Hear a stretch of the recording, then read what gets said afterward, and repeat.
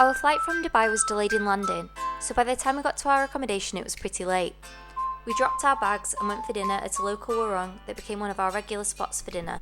The vegan food in Bali is so good, it's a big part of why I love it so much. Every morning I had fresh fruit at our guest house and we got to enjoy so much wonderful food from local restaurants. The dessert from Zest was next level. There's a lot of nice bars too. This hidden speakeasy Night Rooster had some really creative drinks on the menu.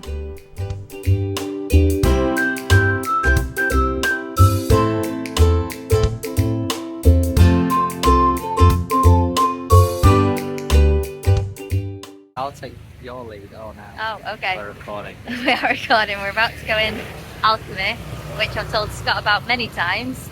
It's a raw vegan restaurant that started doing not raw food, which is exciting. I had a pizza there the other day and it's delightful. So we're going to go in. Scott's going to work in there.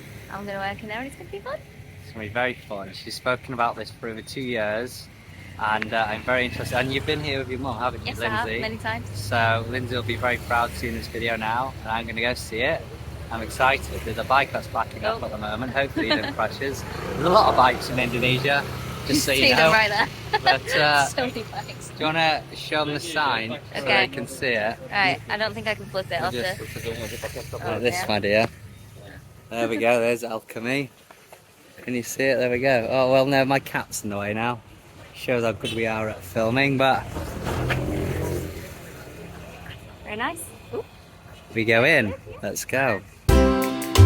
No trip to Bali will be complete without a visit to Alchemy in Ubud. For an in-depth review of Alchemy, visit our blog by clicking the link in the description below. The menu is so extensive it can be a little overwhelming, so make it easy on yourself and plan to go multiple times to try lots of different things.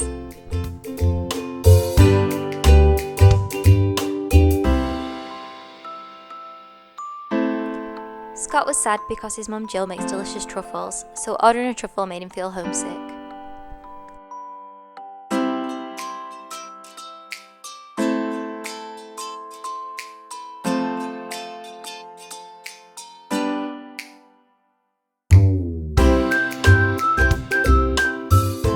When speaking about great vegan food in Bali, we have to talk about Plant Bistro.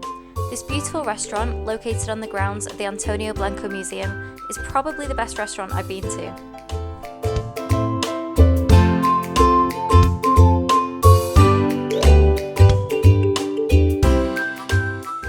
A wonderful chocolate and blueberry macaroon from Plant Bistro in Ubud.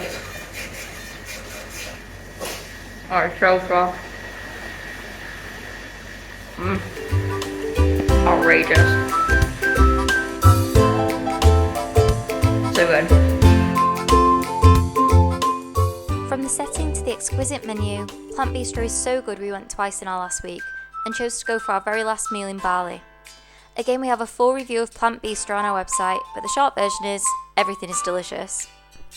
Having to walk through the bakery on your way in and out of the restaurant is genius. How could anyone resist these beautiful desserts?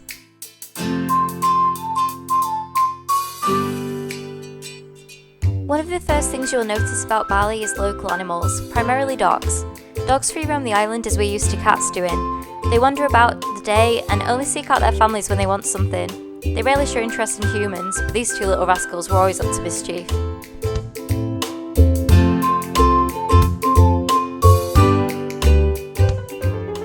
Okay, I absolutely have to tell you about our favourite Bali dog, Burrito. We met Burrito at a Mexican restaurant close to Alchemy called La Luz. Burrito came and sat by me, leaned on me, and was an all-round good boy. We were in the restaurant until close, and Burrito decided to join us on our 20-minute walk home. I became worried when we ran into the doggos local to our guest house, but after a short butt sniff they were acquainted and happy. I was concerned about Burrito being so far away from home, so I watched to make sure he was heading off in the right direction. I spent the rest of the night worried if he knew his way back, and so I sent a message to La Luz on Instagram and WhatsApp, who quickly reassured me that Burrito often follows people home and he knows where he's going. The next morning, I knew I wouldn't be happy until I'd seen that he'd made his way back, so I went on a mission to find him. I got to La Luz, but sadly he was nowhere to be seen. I searched the area, and just when I was about to give up, out of the bushes came my buddy Burrito! He crossed the road to greet me, nose bumped my leg and accepted a few chin scratches before going about his day. I I saw him a couple of times after that and I'll love him forever.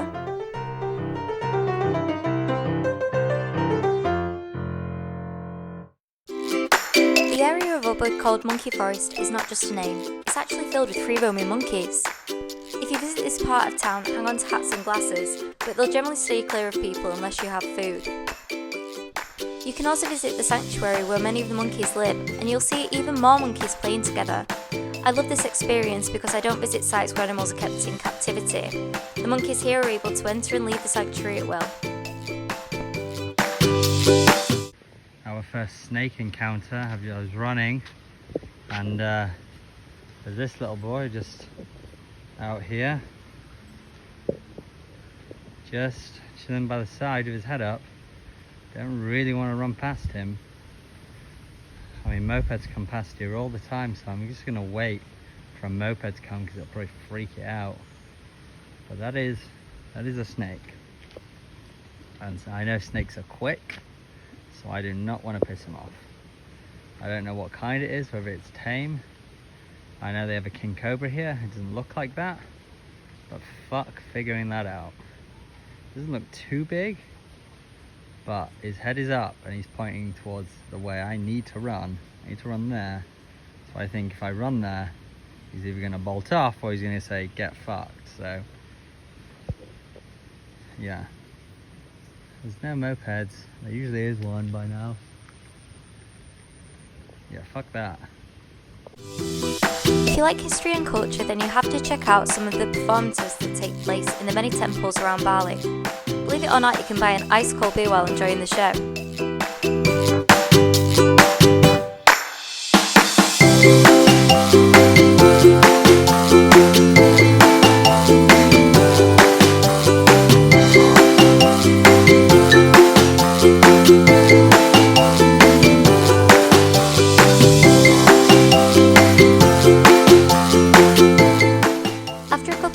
We decided to visit coastal Canggu, and of course we had to make a stop at the famous Tanalot Temple.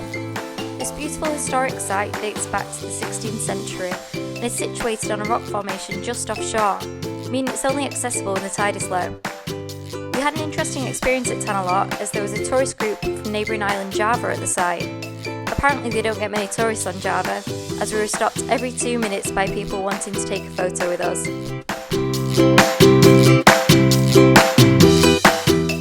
A trip to Canggu means a trip to the self-proclaimed world's best beach club, Finn's, which certainly lives up to its name. We had some incredible food, enjoyed drinks at the swim-up bar, and danced late into the night. What makes Finn's even more incredible is that it's free to enter.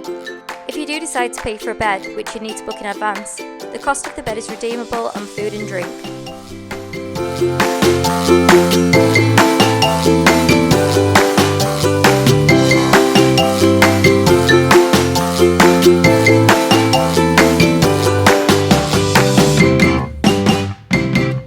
So we thought we'd do a bit of a review. So we found some treats. The first one is probably the most interesting one. Yeah. Familiar with the durian? It's durian, isn't it? The durian fruit. It's one of the most, if not the most stinky fruit in the world. It smells like a sewage. Like, it's bizarre for a fruit to smell like that. It's bizarre. So we've got one of them. And then we've got something that I expect is nicer. Plat Pandan Special. I think we go for the nice ones first, and then you can watch me suffer after if I do.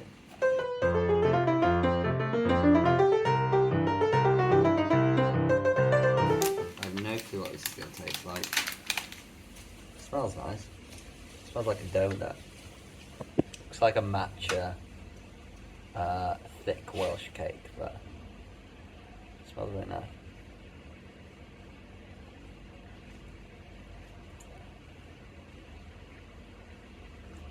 It's nice. It's dry. It has got some inner stuff in it, which is quite sweet. Let's try the durian. Now, someone local said if you open a durian that your hands will smell for a week. So I hope that we don't have to do that. I hope that this doesn't do that. So, let's see. To be fair, it does just smell like chocolate. Do you smell it? It does just smell like chocolate. It smells like dark chocolate. It smells like dark chocolate. I have to have a read, see if it's vegan. Yeah. And again, durian it's not a bad tasting fruit. It's a sweet fruit. It just smells awful. But let's try the chocolate.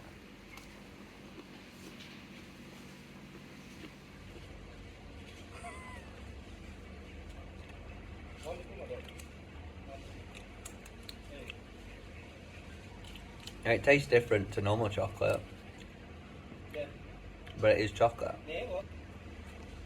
Looks like, that's not raw durian, is it? Yeah. So if you look at a durian, if it's in something, it's probably fine. But if it's the raw form, which we're now going to have to do, that's not going to be good. Shelby will be back with that video. Shelby won't. We planned a weekend trip to a small close-by island, Gili Trawangan, which turned out to be one of the most beautiful places we've been. The tiny island boasts tropical vibes and pristine coral beaches, and is definitely somewhere we'd love to visit again. If you get the ferry, we would recommend a company called Jaya, who are incredibly helpful and efficient.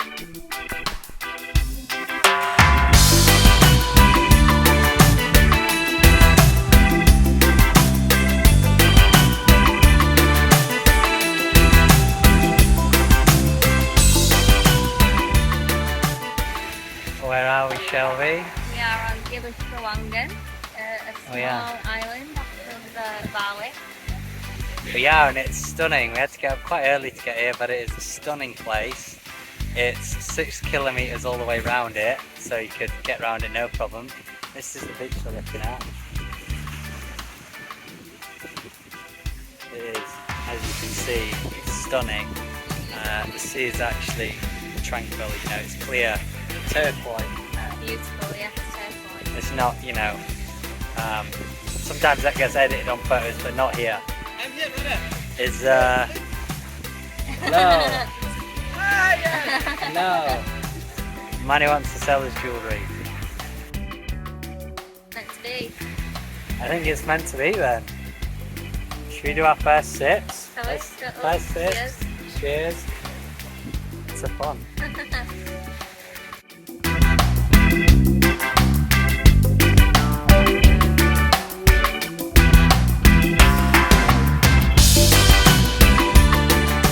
A notable difference between Bali and Gili Trawangan is that rather than there being dogs everywhere, there are loads of cats, including our little friend Pocket Rocket and our squatter, Mickey. I just don't want to switch that. Oi! Get that Mickey! Come on. Come on. Now I know. You'll see if he goes for me. We enjoyed our free time in Indonesia doing things we love. For Scott, that has to include running. Out for a run. This is why I love running, you know. There's a few reasons why I love running, but this is definitely one of the major ones, is just really running in you know, different locations, different environments. I mean, this one's just, I mean, I'm lost for words. You can see all behind me. It's stunning. What's lovely about the sea is, you know, I've been to a lot of beaches, and wherever you go, you know, they always say that we've got the best beaches, but a lot of the time they're not that great, you know. There's rubbish on the sand, there's rocks, there's a lot of seaweed, or the sea's not clear. But I must say this one is, you know, the sand's clean, and it's what you see on those pictures, you know, those normal edited pictures you see on screensavers. There's nothing edited about this. It is turquoise blue and it is stunning. And we've been in there, and the coral is unbelievable. Something I've never seen before, the amount of coral. And you only have to swim out about a couple of minutes, pretty much where that person's snorkeling. I'm not sure if you can see them on that, but you know, swim out 30 seconds a minute and there's turtles. So you can, yeah, there's turtles there that are just, you know, enjoying themselves. It's pretty fucking magical, and the island is 6k, the entire circumference of it. So, you know, that's why I'm running right now. I'm going to run the entire circumference. I don't know, I'm just going to see how I feel. Maybe run it twice, maybe a few more. See how I feel. But today we have a healthy day. So yeah.